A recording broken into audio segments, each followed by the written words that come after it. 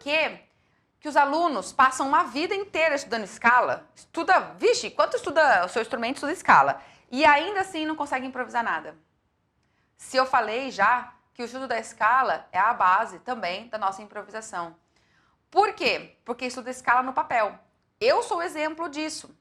E eu falei que eu tenho uma história para compartilhar com vocês, que é exatamente isso. Eu fiquei 10 anos estudando no conservatório, e aí eu fui para a faculdade de música, mas eu fiquei 10 anos, tá? Foram 10 anos, desde os meus 8 aninhos de idade aos meus 17. Eu entrei na faculdade com 18, ok? Sempre estudei escala, em tudo esse tempo. Lógico que no comecinho não, mas depois de algum tempo começo a escala e aí fico estudando escala.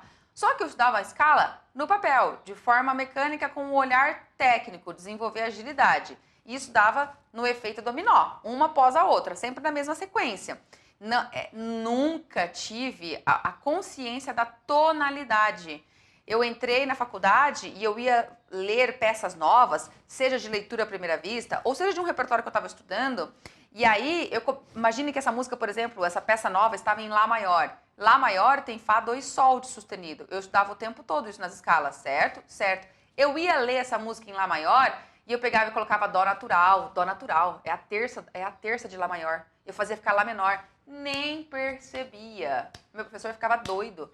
Meu professor não entendia. Ele falava, como que você esquece esse acidente? Eu, depois de 10 anos, esquecia os acidentes da armadura com a maior naturalidade, porque para mim ainda era difícil lembrar os acidentes da armadura, porque eu não tinha referência da tonalidade, nem referência interna. Eu não percebia que estava faltando um acidente. Eu não tinha referência do padrão, da sonoridade da tonalidade maior, que é a tonalidade da escala. Não tinha a menor coisa disso. Eu fazia sempre lendo. Se tirava o papel da minha frente, eu não conseguia tocar a escala.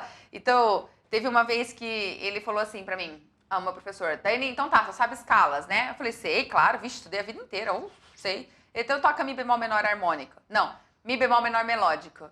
Daí ele falou isso e eu nunca mais esqueci essa passagem. E aí eu fiz assim, Mi bemol menor melódico, tá. Daí eu comecei a calcular. Bom, Mi bemol menor é relativo de Sol bemol maior. Sol bemol maior tem Si, Mi, Lá, Ré, Sol, Do. Tem 6 bemol, mas é melódica, então eu vou ter que subir. E eu tava pensando, quietinha, fazendo assim no piano.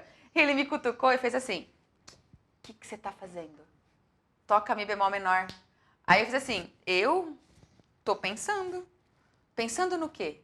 Pensando na escala que você quer que eu toque. Ah, então você não sabe escala, entendi. Eu fiz assim, mas eu sei escala. Lógico que eu sei escala. Não, você não sabe. Aí eu fiz assim, E aí, enfim, né? Ou seja, você vê 10 anos de estudo com nenhum preparo nesse sentido. Não tinha consciência nenhuma realmente. E aí eu fui entender essa fala dele. Eu não sabia escala. Porque saber escala, de verdade, não é ficar calculando. Quando você sabe escala, é quando você bota a mão ali no Mi bemol do seu instrumento e a mão sai fazendo. E você não precisa calcular nada. Aí você sabe, porque aí ela está interiorizada. Aí você está com os padrões da referência dela internamente, os ganhos que você teve dela estão automatizados.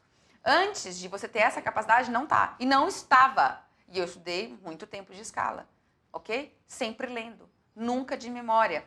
Estudar a escala lendo é um péssimo hábito. A gente não deve fazer isso. A gente tem que começar a estudar a escala e já tem que se livrar do papel. Nós temos que memorizar o nosso deslocamento ali no instrumento para realizar aquela escala e sai, não lê, não tem que estar lendo.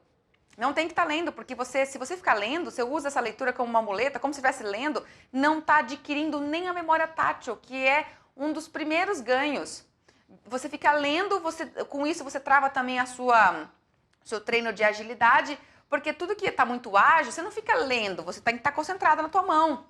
Então, a gente tem que se desapegar do papel. E depois que eu comecei a ter essa visão, comecei a entender isso, eu comecei a fazer um estudo diferente de escalas. E aí sim eu fui entender o que meu professor falou na lata, que eu não sabia escalas. Que na época eu fiquei assim, chocada, como que eu não sei escala? Ele tá me rebaixando, tá? O que é isso? Eu sei escalas, mas, entendeu? No universo da música clássica, nós não somos estimulados a improvisar. Então eu não sabia usar escalas para criar. Nunca foi me ensinado usar escalas para eu criar, para eu usar aquela escala que eu estava estudando para fazer uma simples linha melódica, improvisar. Esse estímulo criativo nunca tive. Então eu passei 10 anos estudando no papel, não memorizei ainda tatilmente, não me livrei do papel, não tinha consciência tonal, não criei nada nunca. Nunca fui estimulado. Na música popular, isso já não acontece assim. A música popular estimula dentro do dia a dia, especialmente ali dentro da sala de aula, instrumentos como guitarra, estimula muito o seu improviso. Nem todos os instrumentos estimulam, mas alguns têm isso assim, dentro do dia a dia. Na verdade, depende muito do conceito do professor, sabe? Da formação pedagógica do professor, que está preparado para desenvolver essas habilidades ou não em nós, e eles estimulam ou não. Mas ainda hoje, dentro do universo da música erudita, é muito raro você ver, por exemplo, um aluno de violino sendo estimulado a improvisar. Ou um aluno, não sei, os alunos de sopro até um pouco mais, não tanto dentro do universo erudito, tá? Repertório erudito, não. Mas é comum você encontrar um aluno de sax sendo estimulado a improvisar, um aluno de trompete sendo estimulado a improvisar, não dentro do universo erudito, mas é comum. Agora, cordas friccionadas, piano erudito, assim, clássico, não. Então, a gente tem uma ferramenta na nossa mão que a gente estuda, mas estuda de forma de leitura repetitiva, monótona, não usa todos os recursos que estão na nossa mão. E aí, logicamente, nós cristalizamos também uma dificuldade nessa habilidade da improvisação, que não é para ser difícil, que é para ser algo a ser estimulado, mas como não foi, cria-se um bicho de 7 cabeças e você não sabe o que fazer. Você tem a ferramenta na tua mão e não sabe o que fazer com essa ferramenta.